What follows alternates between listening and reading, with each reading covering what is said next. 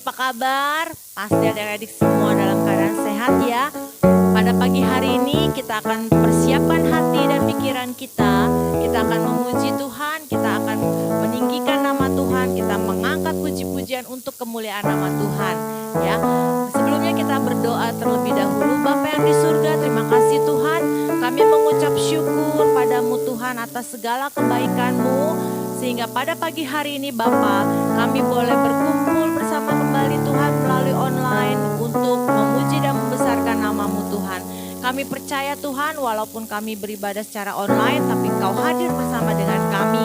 Kami siap Tuhan untuk memuji dan membesarkan nama Tuhan. Hanya di dalam nama Tuhan Yesus. Haleluya. Amin. Beri kemuliaan bagi Tuhan kita. Haleluya. Kita akan memuji nama Tuhan. Siapa yang mau disayang Tuhan Yesus? Wah, Kak Yeni pasti mau. Kak Yeni tunjuk tangan terlebih dahulu ya. Karena apa? Karena kita akan disayang Tuhan. Kita menjadi anak Tuhan, menjadi anak Raja yang akan memberkati banyak orang. Terima kasih. Kita angkat pujian ini, sayang, sayang, disayang. Sayang, sayang, disayang. Aku disayang Tuhan. Aku diangkat jadi anaknya. Aku disayang Tuhan. Sayang, sayang, disayang. Aku disayang Tuhan. Aku diangkat jadi anaknya. Aku disayang Tuhan. Glory, glory, glory, haleluya. Glory, glory, glory, puji Tuhan. Glory, glory, glory, haleluya. Glory, glory, glory, puji Tuhan. Sekali lagi. Sayang, sayang, disayang. Aku disayang Tuhan. Aku diangkat jadi anaknya. Aku disayang Tuhan. Glory, glory, glory, haleluya. Glory, glory, glory, puji Tuhan. Glory, glory, glory, haleluya. Glory, glory, glory, puji. Sekali lagi katakan glory. Glory, glory, glory, haleluya. Glory, glory, glory, puji Tuhan.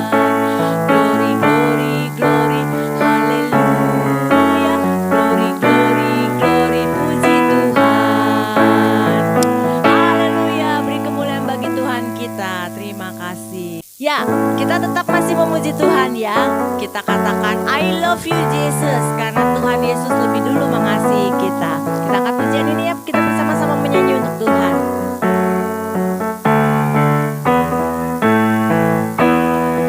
I love you Jesus. Deep down in my heart. I love you Jesus. Deep down in my heart. Think about deep, deep down, down, deep down in my heart. Talk about deep, deep down, down, deep down in my heart. I love you Jesus. Deep down in my heart. I love you Jesus.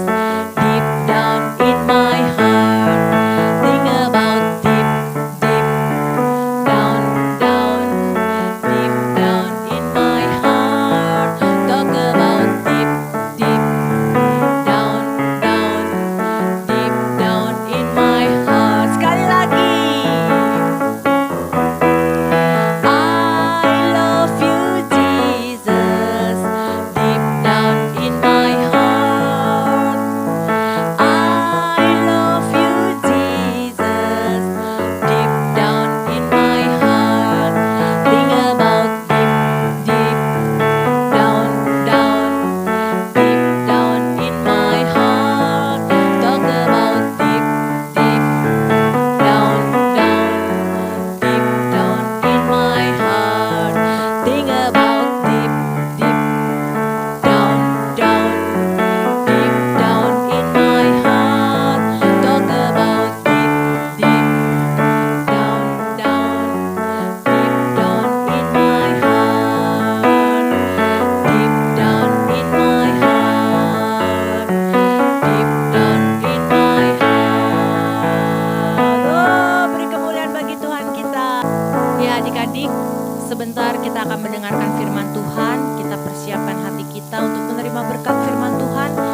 kita angkat pujian, waktu Tuhan adalah waktu yang terbaik bagi kita semua.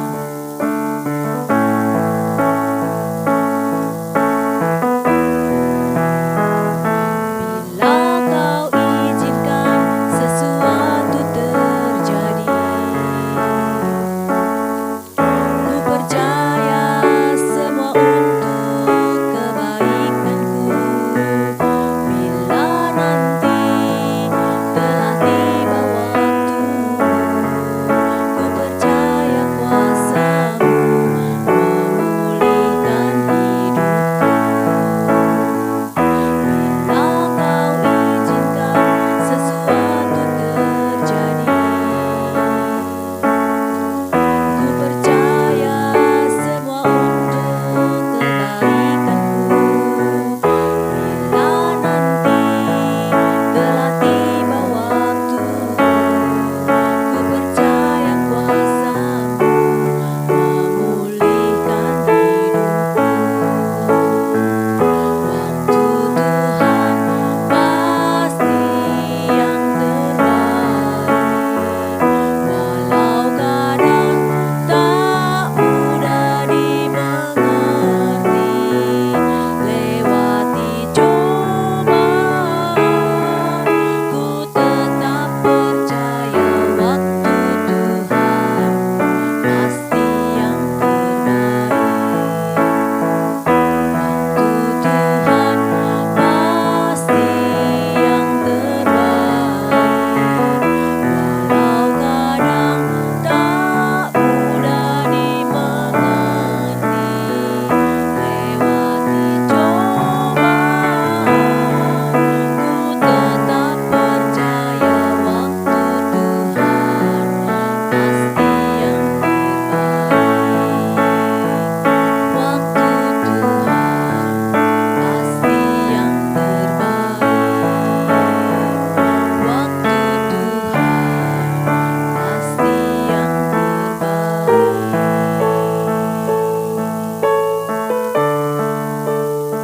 Halo adik-adik, apa kabar semuanya? Kakak yakin semuanya dalam kondisi yang sehat dan dalam kondisi yang tetap dijaga oleh Tuhan, ya kan? Ya pastilah.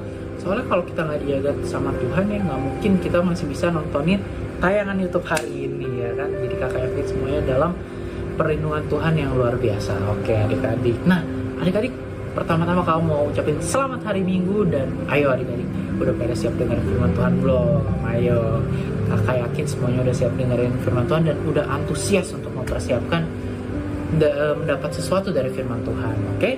Nah, jadi adik-adik, kalau adik-adiknya udah siap, kakak berharap mungkin kakak nggak bisa ngeliat kalian secara langsung, tapi kalian sudah bisa mempersiapkan dalam tubuh yang sigap dan siap mendengarkan firman Tuhan. Karena apa adik-adik? Karena pasti ada hal yang baru yang bisa kita pelajarin dari firman Tuhan di Abi Rajo setiap minggunya. Oke, jadi jangan sampai ketinggalan adik-adik. Oke? Oke. Nah adik-adik, hari ini kakak akan menceritakan tentang dua tokoh yang di Alkitab ini tokoh yang luar biasa. Tokoh yang ini salah satunya ya, tokoh yang pertama yang kakak mau ceritain ini adalah tokoh yang gak pernah ada cerita kematiannya. Tokoh yang gak pernah ada di Alkitab diceritakan bahwa dia mati. Wah, siapa nih kak? Yesus aja mati di kayu salib. Ini ada tokoh yang gak pernah mati kan? Siapa ini?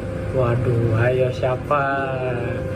Oke, udah mulai ada yang mikir, siapa nih kak tokoh yang gak pernah mati ya? Tokoh yang gak pernah ada jenazahnya, cerita matinya. Wah siapa? Oke, daripada pusing-pusing langsung kakak kasih tahu. Tokohnya bernama Elia. Waduh, lah kak, emang Elia gak pernah mati kak?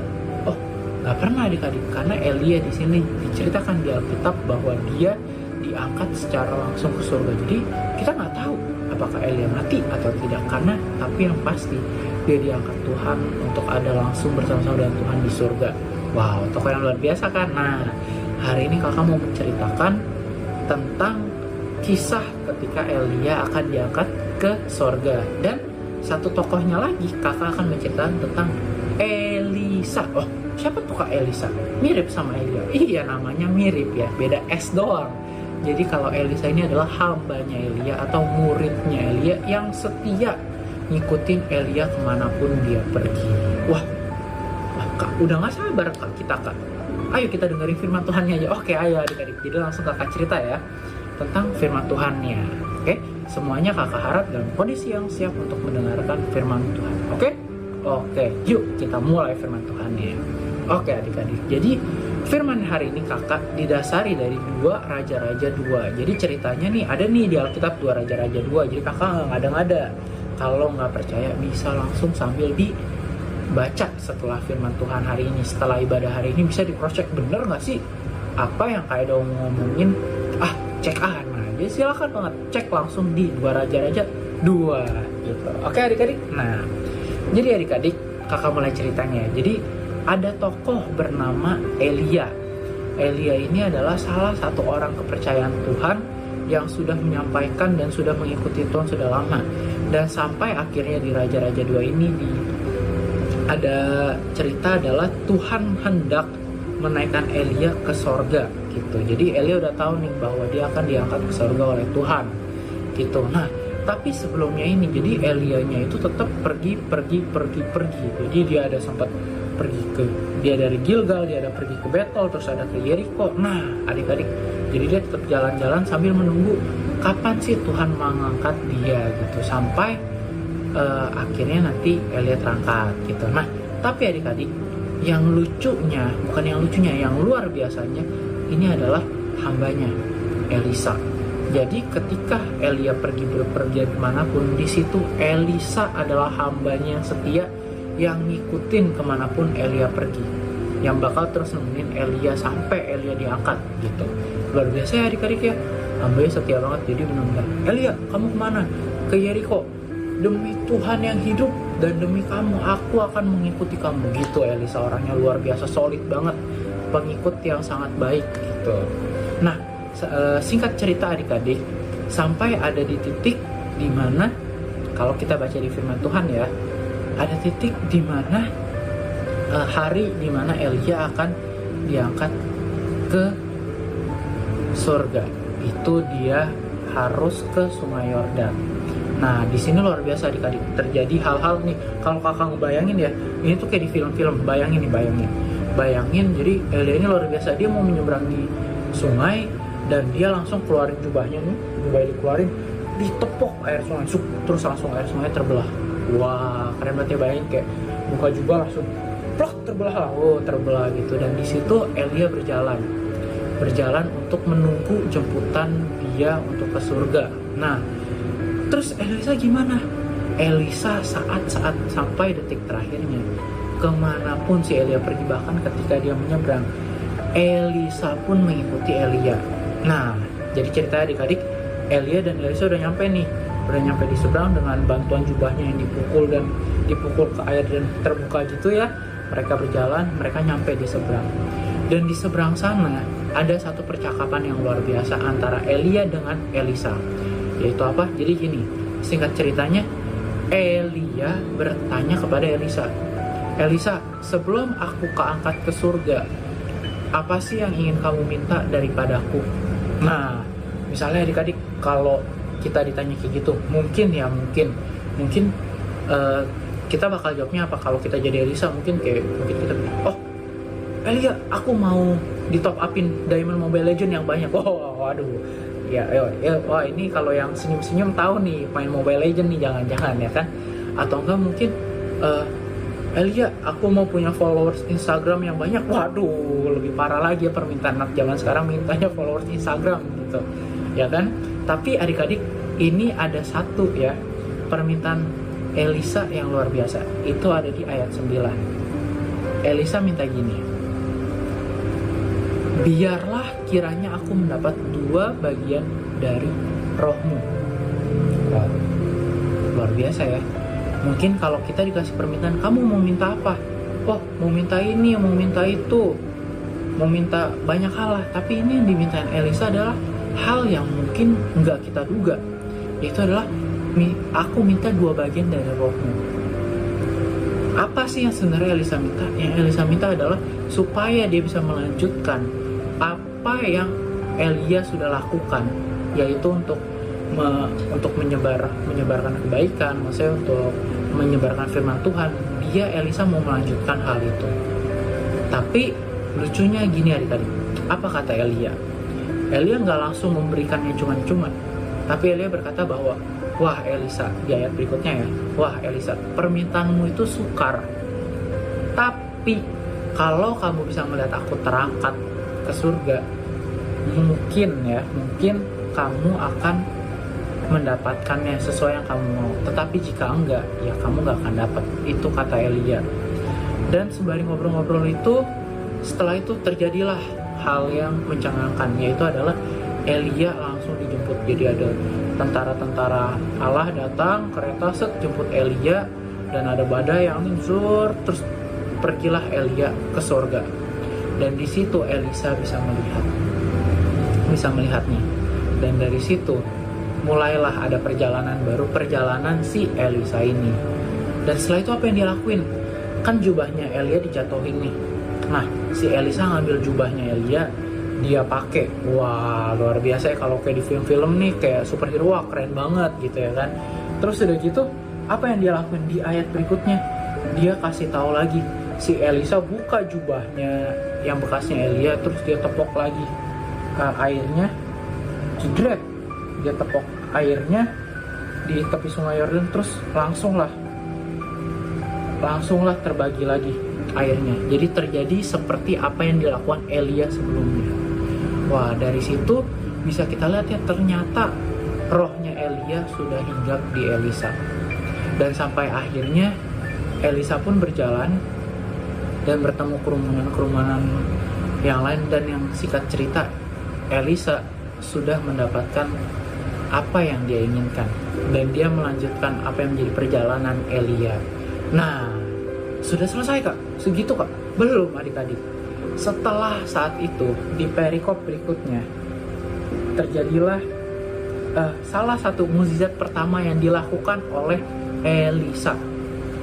Apa? Yaitu gini. Jadi ceritanya belum selesai nih adik-adik. Tadi kan udah ceritain Elia keangkat ya kan. Sekarang kakak mau ceritain tentang Elisa. Mukjizat pertama yang dilakukan Elisa, yaitu adalah ketika dia di Yeriko, dia sampai di satu kota. Di kota itu dikasih tahu, waduh, kota ini tuh kota yang baik seperti yang Tuan Elisa lihat. Tapi airnya itu jelek banget Tuan.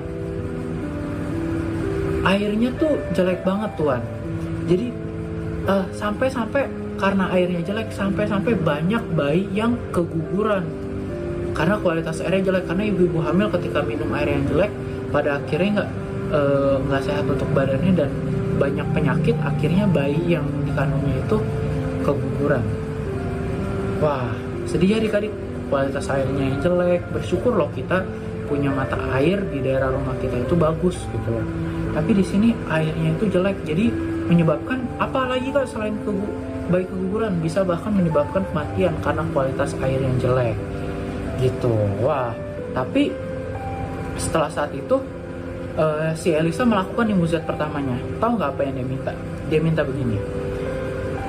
Dia minta, ambillah sebuah pinggan baru bagiku dan taruhlah garam di dalamnya. Terus setelah itu orang-orang yang percaya sama Elisa dan pengikutnya itu langsung melakukan hal yang sama. Dia bawa pinggan dan kemudian ditaruh garam, dan kemudian langsunglah si Elisa ini pergi ke mata airnya itu. Begitu udah ke mata airnya, dia ngomong gini-gini di ayat 21 ya, beginilah firman Tuhan, telah kusehatkan air ini, maka tidak akan terjadi lagi olehnya kematian atau keguguran bayi. Begitu. Terus itu sambil dilemparin tuh garamnya, dilemparin. Terus akhirnya luar biasanya mukjizat pertama terjadi, yaitu apa? Demikianlah air itu menjadi sehat sampai hari ini sesuai dengan firman yang disampaikan oleh Elisa. Wah, luar biasa ya adik-adik ya. Jadi ternyata dari sini bisa kita lihat Elisa melanjutkan apa yang menjadi perjalanan si Elia. Terus adik-adik, apa sih yang bisa kita pelajari adik-adik dari hal ini? Mungkin adik-adik, mungkin udah bukan zamannya bahwa kita bisa seperti Elisa nih, waduh bisa ngelakuin mukjizat ya kan. bisa bikin air yang kotor jadi bersih. Oh enggak, udah bukan zamannya adik-adik. Tapi adik-adik, kita bisa punya roh yang ada pada kita, yaitu adalah roh Kristus yang ada pada kita. Roh yang pada akhirnya akan menuntun kita. Untuk apa? Untuk jadi pribadi yang lebih baik, pribadi yang lebih berkenan kepada Allah, dan pribadi yang memiliki hikmat. Dan itu hal yang mahal adik-adik zaman sekarang. Nah, gimana adik-adik supaya kita bisa memiliki roh itu, punya roh kudus, bisa ada pada tuntunan Tuhan? Mudah adik-adik. Yuk kita ikutin apa yang Elisa lakukan. Elisa mengikuti Tuhan, Elisa mengikuti Elia. Apapun yang dilakuin Elia, dia ikutin. Nah, sama adik-adik, yuk kita mau belajar jadi kayak Elisa. Apa yang Tuhan mau kita lakuin. Gimana kak supaya kita tahu apa yang Tuhan mau? Kita belajar baca Alkitab, jadi kita tahu apa yang Tuhan mau. Terus apa lagi kak yang bisa kita ikutin? Kita ikutin hal-hal yang baik yang orang tua kita lakuin, yang guru kita lakuin, yang teman-teman kita lakuin. Kita lakuin hal-hal yang baik, dan pada akhirnya pasti Roh Kudus akan hinggap di kita. Dan tentunya jangan lupa berdoa juga ya adik-adik, itu penting. Nah adik-adik, jadi itu adik-adik ceritanya. Simple kan adik-adik? Memang panjang tapi mudah dimengerti kan? Nah, sekarang adik-adik, kakak mau nih, kita sama-sama belajar. Yuk, kita belajar melihat sifat Elisa. Sifatnya yang benar-benar mengikuti setianya kepada Elia, kesabarannya pada Elia, dan benar-benar mengikuti apapun yang Elia lakuin. Yuk kita praktekin itu. Kita praktekin gimana? Kita ikutin apa yang Tuhan mau melalui firman, apa yang orang tua kita mau melalui firman, apa yang guru kita mau melalui kehidupan kita. Dan dari situ kita bisa jadi pribadi yang lebih baik, memiliki roh yang luar biasa. Dan pada akhirnya ketika kita nanti dewasa, kita akan jadi pribadi yang luar biasa, yang dipakai Tuhan luar biasa. Gitu adik-adik, itu cerita dari kakak, dan kakak harap kita semua ya, gak cuma adik-adik, kakak juga, bahkan semua yang dengerin siaran ini bisa belajar. Yuk kita mau ikutin apa yang Elisa lakuin, bukan untuk kebaikan kita tapi untuk kemuliaan nama Tuhan. Oke adik-adik, itu sekian dari kakak.